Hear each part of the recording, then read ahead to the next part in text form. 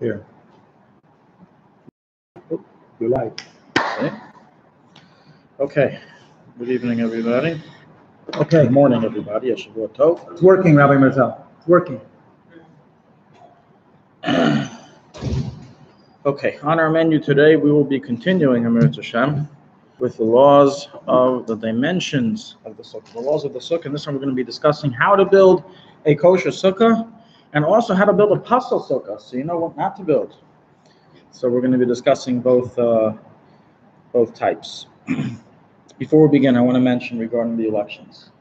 Elections are this Tuesday, and those who are Lubavitcher Chassidim, we have instructions from the Rabbi to A, vote for the most religious party, and B, to vote for a party that's going to pass the threshold, and C, to abide by the directives of his appointed Bezdin.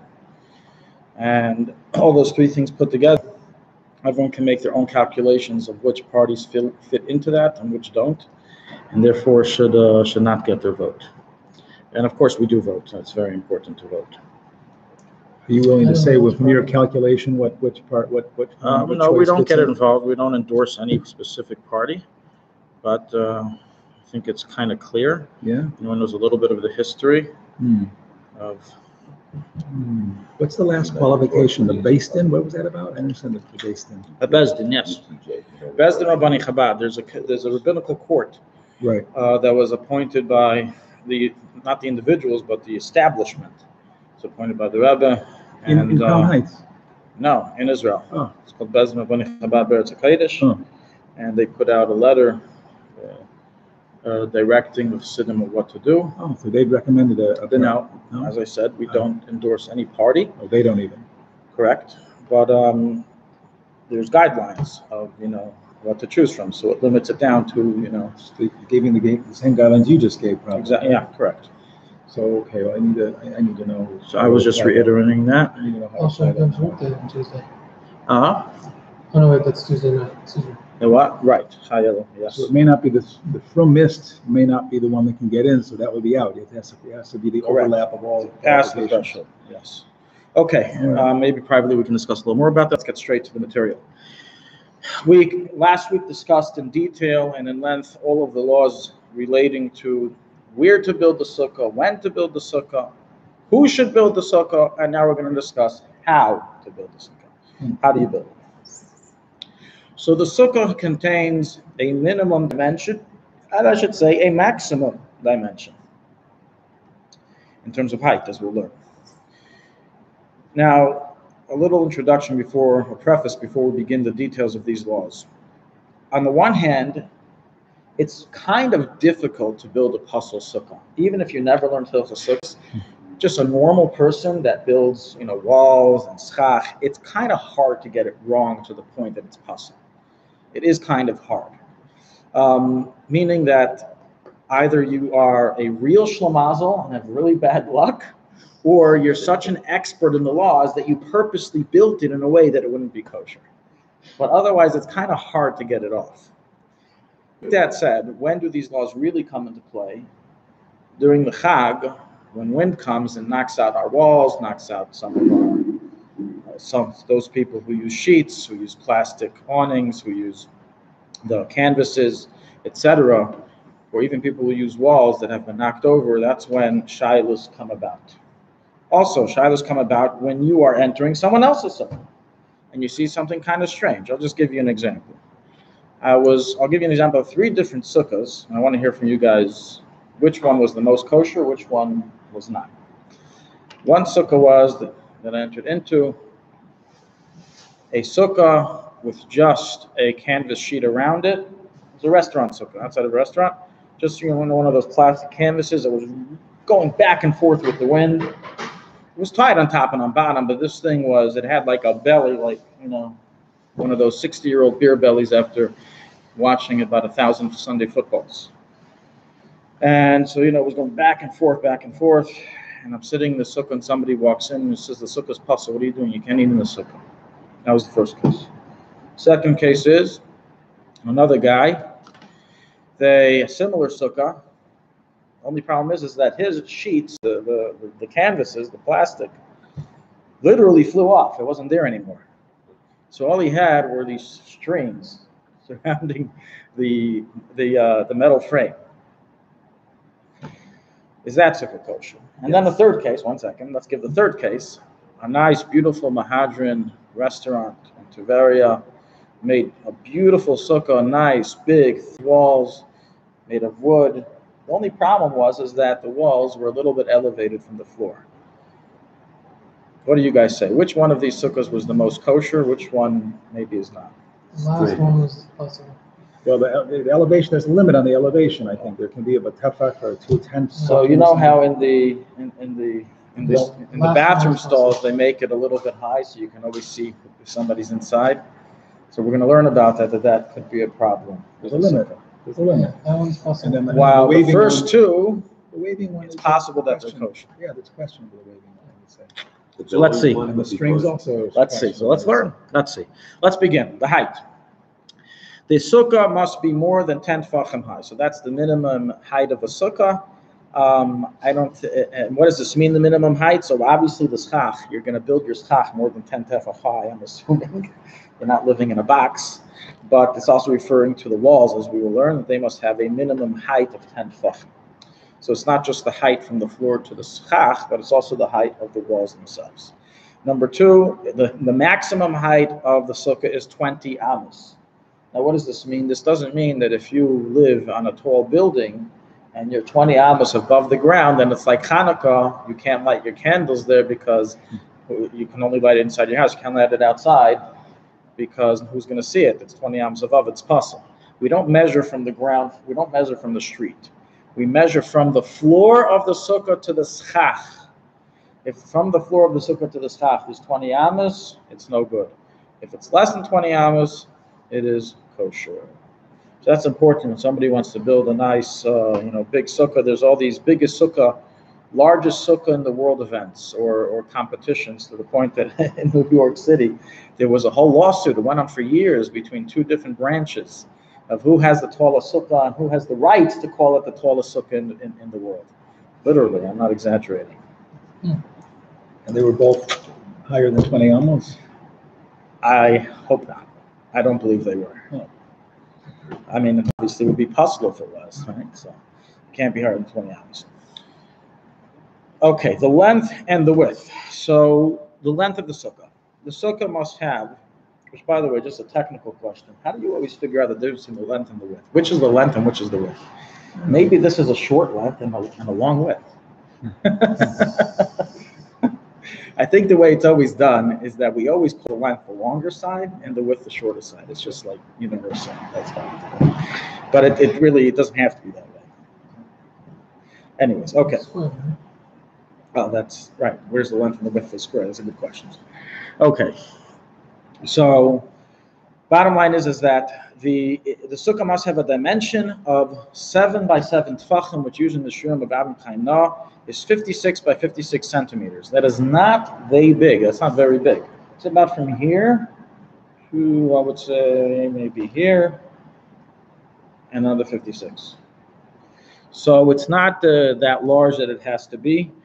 And when we refer to the size, by the way, that's the size being created through the walls. If it does not have this minimum size, it is invalid.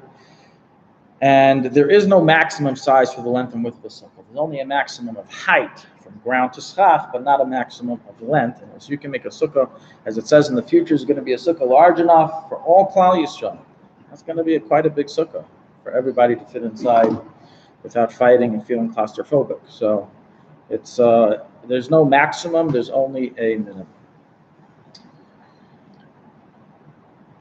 Although regarding the laws of mezuzah, we rule that a room requires a 4x4 amma dimension to require a mezuzah, but the width, the length can make up for the width, meaning that let's say it's 5x3, it's still good for mezuzah. In other words, as long as it has a square parameter of total 4x4, it's okay, even if it's 5 on the length and 3 on the width. But by sukkah, it's not that way. It must be 7 tefachim by 7 tefachim on every side. The dimension must be 7 by 7 on every side. So if you have it 100 by 6. So you have a very long sukkah, but it's this thin. No good. Minimum of 7 on each side. Always has to have a minimum 7 width and 7 length. One cannot make up for the other. There's a doorway. There's a doorway. How do you? When there's a doorway, I mean, does it have to be like 7 tefachim on that side? If there's a doorway. right? So you're already getting into how to build walls in a kosher way. So we'll discuss that. That's coming up. Okay. Right now, the technical dimension that your walls need to create, and then we have to discuss, well, how do you create it with the walls? How do the walls create the dimensions? What's a valid wall? Okay, so where would this come in? Most people are not Baruch Hashem building such tiny, squeeze-sized sukkahs, although some are because they're pashat squeeze for space. A lot of interesting sukkahs built in the world because of lack of space, or one the top person's porch is on top of my porch, so I'm left with a tiny little area. How long does it have to be? So yeah, some of these cases really do come up. You really have to measure to the last inch.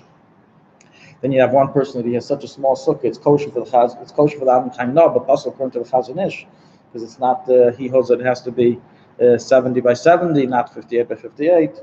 So you have all of these different dimensions that can take place. But normally, if you have the space, this isn't really an issue. Where is it an issue? Sometimes you have an event taking place in a sukkah, or you have let's say a Sheva Brach is taking place in a sukkah, and people put up mechitzas. The person wants to put up a mechitza. Depending on where that mechitza is put up, it can invalidate the sukkah. Because the halach is that every area of the sukkah must be 7 by 7. So if I make a sukkah with rooms, let's say I want to build a nice, fancy, first-class sukkah. Everyone's going to have their own room, their own little private room that they can sleep, etc. We'll have one big dining room table, and everyone has their own little sleeping quarters. So it has to be created in a way that every little sukkah within the big sukkah is 7 by 7. So I'll give a halacha ma'aseh, an example that happened. There was a sukkah that was Sheva Brach was taking place in, a huge sukkah, huge, and there weren't a lot of women. There was only the kala and a few others, and they were sitting behind the mechitza. And the mechitza was within 7 tefachim of the wall. There was only one row of women sitting on a bench, so they had enough space, but it was within 7 tefachim of the wall. So in essence, that mechitza passled that sukkah, passled that area of the sukkah. So as if they weren't in the sukkah, and obviously you consider the bracha of the sukkah. Every area that you separate has to have its 7 by 7 dimension. So too, if you have a sukkah with a little corner, let's say you have a porch that has a little corner area that sticks out, that area is only kosher if it's 7 by 7. If it's not 7 by 7, then that corner area can't eat it. It's no good. It's considered its own dimension. What do you mean by corner area? You have that. Let's say, okay, this is my sukkah, and I have a little corner area right here that sticks out. Right here. Okay. If this isn't 7 by 7, it's no good. Like a side room. Yeah. But it's open all the way. You can walk right into that area. Correct. Just a little bit Correct. of It's considered its own little peninsula, place. like a Yes. peninsula or something. Yes, exactly. We have that situation. It's interesting. So, I have to take a picture of You that. can always put the woman there and tell them not to say a bracha. Uh-huh. That's not a problem. Okay, let's go into the walls. No, it's not. How many walls to build and how to build the walls. So let's start in Akala Lakava. We'll start with the lechatchila, what's supposed to be done, and then we'll start getting down to the more complex scenarios. So lechatchila, it's a mitzvah min hamuvchar to have a 4-walled sukkah, 4 complete walls, and this is the minhag of Klal Yisrael. We try to have 4 complete walls. We don't do these halachic somersaults and gymnastics of creating these different types of walls that have these different affairs. We do 4 whole walls without any problems. Okay, that's lechatchila. Now, can a wall have a breach in it? Like, does it have to be solid material? Can have a breach? So the answer is yes. It is not a problem for a wall to have a breach. It just depends what type of breach it is, what type of break in the wall it is. And this comes to begin using the complex laws of lavud, which basically means that when you have 2 items close to each other, then if it's within a certain distance, minimum distance, we consider the open area as if it's closed. and therefore it's as if there's a wall there. So I'll just give an example. Technically, okay, it is mutter. Porches universally contain a wall around them, and many contain also a guard railing on the wall. Okay, now irrelevant of whether it does or doesn't, if from the floor 10 tefach up, you still have material, whether it's the guard railing or the wall, and that's a kosher wall. That is a valid wall, even though from there until the schach is a huge breach.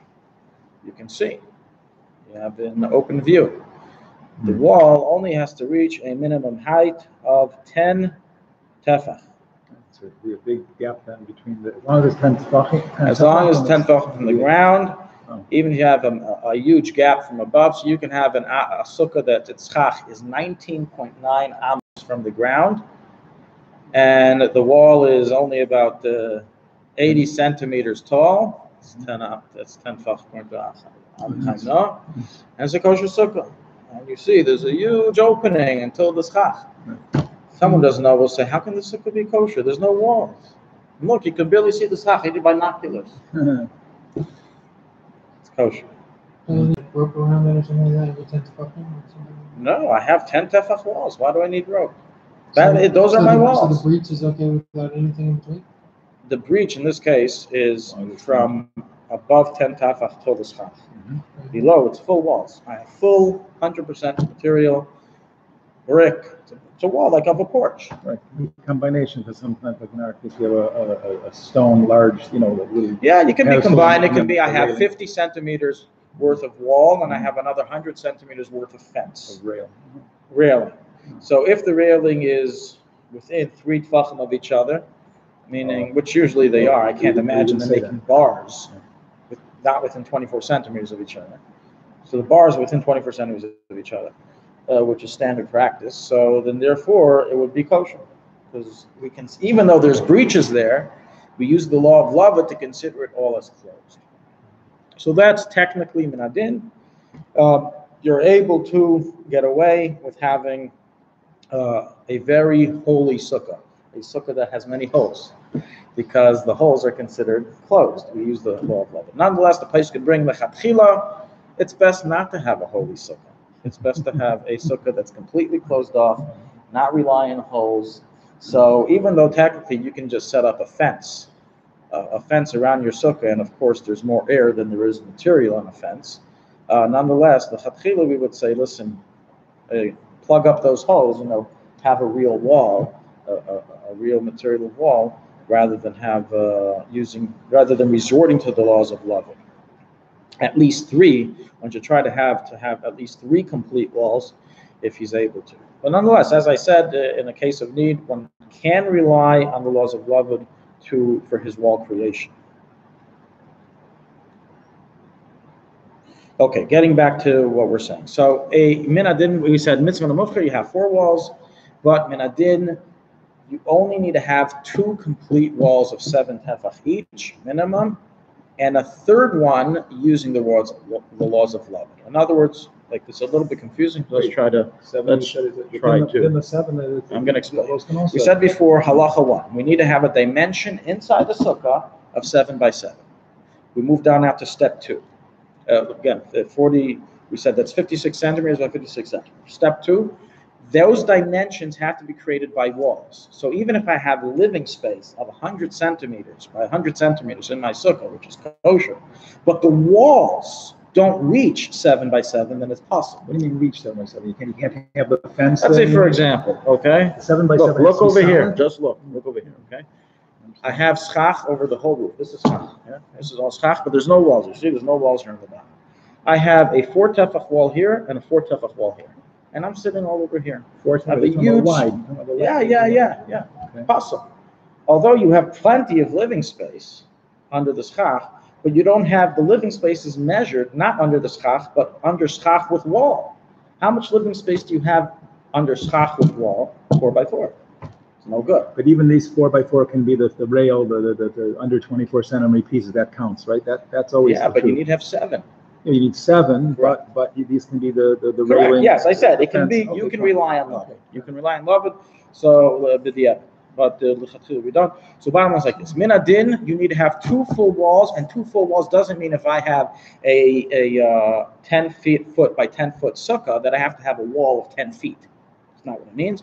What it means is that I have to have at least 2 walls that are 7 tefachim each, 56 centimeters each. Okay, Bare so minimum walls. Yeah, Okay. those are bare minimum walls. Got it. Again, that's the diablo. You should have a full wall. You should have, we said before, don't do breaches. So you should have a full wall on every single side of your sukkah. The minimum 7. But if you don't, so long as I have 7 here and 7 here, and I've gotten this question before, people have asked me, can I eat in the sukkah over here, where over here there's no wall? It's just an extension of the sukkah. In other words, the schach, these are the walls, and the schach just continues over here, but he didn't build walls in this area. Unwalled area that's got. So it's nonetheless mutter because these walls are a continuation. Oh wait, really? I mean, you can eat under the schach here, even though these walls don't extend. Even though the wall doesn't The extend. schach extends it. In other words, the Exactly. schach makes it possible to But that's because I have the minimum wall. Interesting. And with the height with the 10 tefachim. I'll get back to that. Okay. I'm going to review that again. Okay, so here we have our 2 minimum walls. But I said before, you need 2 minimum walls, 7 tefachim each, plus another loved wall. What does that mean? So that means you need to put. So in halacha, there's a difference between if your 2 7 tefachim walls are parallel or are like this in the L shape. And it's a little bit confusing. I don't want to confuse it. I don't want to make it more complex than it already is. Let's just say bottom line, something that's valid by all types of walls. Okay, so you would need to have basically a 1 tefach wide stick, so to say, an 8 centimeter beam that you would put within. You would need to have a 4